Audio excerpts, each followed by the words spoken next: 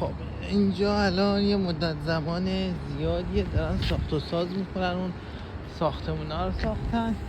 ولی چیزی که جالبه یه ذره آدم یاد ایران میفته تو کار پروژه. این پارکینگ جاییه که ما پارک میکردیم، بعد دیگه تابستون پروژه شروع شد، این پارکینگ رو بستن، زدن 3 اکتبر باز میشه.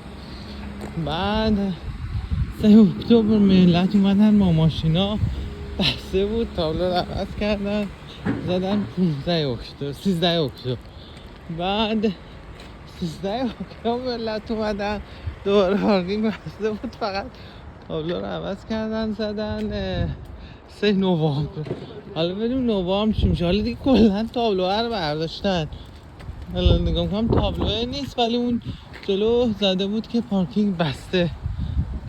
آدم یاد پروژه های ایران مینداخت. حالا ببینیم کی باز میشه.